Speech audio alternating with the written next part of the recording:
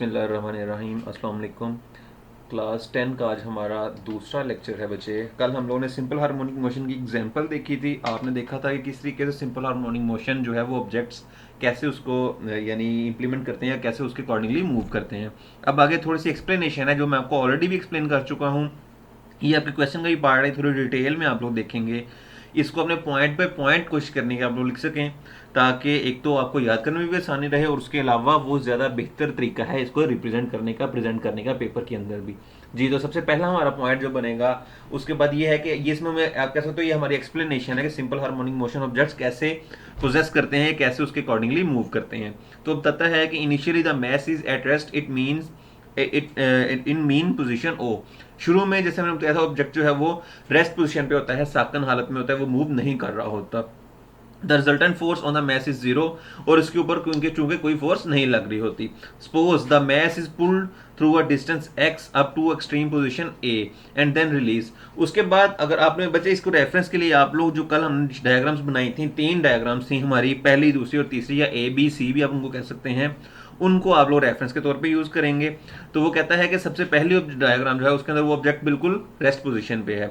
उसके बाद दूसरी पोजीशन में क्या होता है, दूसरी डायग्राम में क्या होता है कि हमने उसको स्ट्रेच किया और ए पोजीशन पे जाकर रिलीज कर दिया। उसके बाद the restoring force exerted by the spring on the mass will pull it towards the mean position O. अब जो रिस्टोरिंग फोर्स है ये भी आपको मैंने एक्सप्लेन कर चुका हूं कि वो उसको मीन पोजीशन की तरफ पुल करेगी, सेंटर पोजीशन की तरफ खींचेगी। Due to the restoring force the mass moves backward towards the mean position O, और इसकी वजह से वो मैस जो है वो बैकवर्ड पीछे की तरफ मूव करेगा। The magnitude of the force decreases with the distance from the mean position and become zero at O. अब जैसे जैसे वो इसकी तरफ मूव करना शुरू करेगा तो जो रिस्टोरिंग फोर्स है, चूंकि उसने सेंटर की तरफ मूव करना है तो उसकी वैल्यू कम हो रही है, और जब ये मीन पोजीशन पे यानी पॉइंट ओ पे पहुंचेगा तो ये बिल्कुल जीरो हो जाएगी। However, the mass gains speed as it moves towards the mean position। लेकिन जैसे जैसे उसकी तरफ मूव करेगा तो जो मैस है वो स्पीड गेन कर लेगा, उसकी स्पीड इंक्रीज करती जाएगी, और it becomes maximum at point O, और उस पॉइंट ओ पे पहुंच के ये इसकी स्पीड मैक्सिमम हो जाएगी। Due to the inertia the mass does not stop at the mean position but continues its motion and reaches the extreme position B. लेकिन एनर्शिया की वजह से बॉडी इस जगह पे रुकेगी नहीं, बल्कि अपनी पोजीशन कंटिन्यू रखेगी और आगे से आगे बी की तरफ चलती जाएगी। जी बच्चे, तो आप अपने इसको पॉइंट्स में आप कैसे बना सकते हैं। फॉर एग्जांपल आप पहला पॉइंट लिख सकते हैं इनिशियली से लेकर मैस जीरो तक। उसके बाद सेकंड पॉइंट आप suppose the mass is pulled through a distance से स्टार्ट करेंगे और देन रिलीज तक आप सेकंड पॉइंट बना लेंगे। Third point the storing force exerted by the spring, यहाँ से स्टार्ट करेंगे और उसका आप लोग लिख सकते हैं कि टुवर्ड्स द मीन पोजीशन, यानी कि वो उसको मीन पोजीशन की तरफ खींच रहा है। उसके बाद फोर्थ पॉइंट में the magnitude of the storing force decreases, और उसमें बता रहा है फोर्थ पॉइंट में कि जो मैग्नीट्यूड है उसकी फोर्स की वैल्यू डिक्रीज कर दी है, और यहां तक आप पॉइंट एट जीरो तक लिख सकते हैं, जीरो एट पॉइंट ओ तक लिख सकते हैं। आगे नेक्स्ट पॉइंट आपका हाउएवर द मैस से लेकर और मैक्सिमम एट ओ तक आप बना सकते हैं। ड्यू टू द इनर्शिया से लेकर और लास्ट तक आपका एक नेक्स्ट पॉइंट बन जाएगा।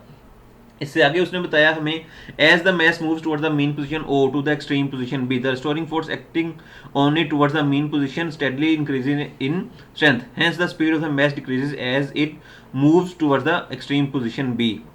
तो अब यहाँ पे आप ये नेक्स्ट पॉइंट कह सकते हैं, जिससे क्या उसने बताया है कि जैसे जैसे जो ऑब्जेक्ट है वो आपका ऑब्जेक्ट ओ पोजीशन से एक्सट्रीम पोजीशन की तरफ मूव करता है तो उसकी स्पीड इंक्रीज किया जाएगी, और सॉरी स्पीड डिक्रीज होगी लेकिन उसकी रिस्टोरिंग फोर्स जो है वो इंक्रीज करती जाएगी, और जब वो बी पे पहुंचेगा तो इसकी वैल्यू स्पीड बिल्कुल जीरो हो जाएगी, लेकिन जो इसके अंदर रिस्टोरिंग फोर्स है वो मैक्सिमम होगी। अब वहां पे ऑब्जेक्ट कुछ यानी आप कहते हैं ब्लिंक ऑफ आई, बिल्कुल मिली सेकेंड से भी कम वक्फे के लिए वहां पे रुकेगा और ये वापस फिर सेंटर पोजीशन की तरफ मूव करना स्टार्ट कर देगा। The mass finally moves briefly at rest at the extreme position B, ultimately the mass returns to the mean position due to the restoring force. और ये आपका नेक्स्ट पॉइंट हो जाएगा, वो कहता है कि उसके बाद ऑब्जेक्ट जो है वो वापस इसकी तरफ सेंटर की तरफ मूव करना शुरू कर देगा। This process is repeated and mass continues to oscillate back and forth about the mean position, or such motion of a mass drive spring is on a horizontal surface is known as simple harmonic motion। इसको आप result कह सकते हैं कि इस तरह की जो मोशन होगी, मूवमेंट होगी, उसको हम सिंपल हार्मोनिक मोशन कहेंगे। अगली हमारी हेडिंग है इसका time period. The time period T of the simple harmonic motion of a mass M attached to a spring is given by the following equation. अब इसका ये फॉर्मूला है जो कि T is equal to 2 pi M over K हम इसके time period के लिए यूज करते हैं। ये भी आप प्रिपेयर कर लेंगे। यहाँ तक बच्चे आपका ये लेक्चर टॉपिक है जो कंप्लीट हो जाएगा, इसको अपने अच्छे तरीके से प्रिपेयर कर लेना है। अब हम चलते हैं उर्दू वालों की बुक की तरफ। जी, इसमें भी अब इब्तदा में मैस एम वस्ती पोजीशन ओ पर साकिन था और इस पर रिजल्टेंट फोर्स जिफर थी। ये आपका फर्स्ट पॉइंट होगा। वो बता रहा है कि शुरू में चूंकि मैं एक्सप्लेन भी कर चुका हूँ कि वस्ती पोजीशन मैस एम था, वस्ती पोजीशन ओ पर साकिन था, तो इस पर रिजल्टेंट फोर्स कोई भी नहीं थी। अगर मैस एम को डिस्प्लेसमेंट एक्स तक खींचकर इंतहाई पोजीशन ए पर लाकर छोड़ा जाए तो स्प्रिंग की रिस्टोरिंग फोर्स की वजह से मैस वस्ती पोजीशन ओ की तरफ मोशन करेगा। अब ये हमारा नेक्स्ट पॉइंट शुरू हो गया है। तो उसमें वो कहता है कि जब इसको हम लोग एक्सट्रीम पोजीशन पे लाके छोड़ेंगे तो ये वस्ती पोजीशन की तरफ मूव करेगा। रिस्टोरिंग फोर्स की मिकदार वस्ती पोजीशन से फासला कम होने पर कम हो जाती है और मुकाम वस्ती मुकाम ऊपर सिफर हो जाती है। अब एक्सट्रीम पोजीशन पे आपने याद रखना है कि रिस्टोरिंग फोर्स मैक्सिमम होती है और स्पीड जीरो होती है, लेकिन जो मीन पोजीशन है, जो सेंट्रल पोजीशन है, वहां पे रिस्टोरिंग फोर्स जीरो होगी और स्पीड मैक्सिमम होगी। तो उसने भी यही बताया कि वहां पे आके जैसे जैसे उसका डिस्टेंस कम हो रहा है तो स्पीड जो है वो मैक्सिमम होती जाएगी, लेकिन जो उस पर रिस्टोरिंग फोर्स है वो जीरो हो जाएगी। उसके बाद नेक्स्ट पॉइंट, ताहम जब वस्ती पोजीशन की तरफ मोशन करता है तो उसकी स्पीड बढ़ना शुरू होती है और पोजीशन ओ पर इसकी स्पीड ज़्यादा से ज़्यादा होती है, जो कि मैं ऑलरेडी एक्सप्लेन कर चुका हूँ। इनर्शिया की वजह से मैस वस्ती पोजीशन पर नहीं ठहरता बल्कि अपनी मोशन इंतहाई पोजीशन बी तक जारी रखता है। तो इसके बाद वो वहाँ पे रुकेगा नहीं और अगला वहाँ से सेंट्रल पोजीशन से गुजर के आगे पोजीशन बी तरफ चल पड़ेगा। ये आपका नेक्स्ट पॉइंट हो जाएगा। इसके बाद उससे अगला पॉइंट है, जब मैस वस्ती पोजीशन ओ से इंतहाई पोजीशन बी की तरफ मोशन करता है तो इस पर अमल करता रिस्टोरिंग फोर्स की मिकदार बतदरीज बढ़ना शुरू हो जाती है, जैसे मास की स्पीड कम हो जाती है और आखिरकार मैस इंतहाई पोजीशन बी पर मुख्तलिफ वक्त के लिए ठहरता है। तो अब जैसे जैसे जैसे ओ से हम लोगों ने फोर्स को स्ट्रेच किया था ए की तरफ, तो हमारी रिस्टोरिंग फोर्स ए पे मैक्सिमम थी और स्पीड जीरो थी। इसी तरीके से अब ओ से बी की तरफ गया तो भी हमारी रिस्टोरिंग फोर्स जो है वो मैक्सिमम हो जाएगी और स्पीड जो है वो जीरो हो जाएगी उसमें बी पे जाके।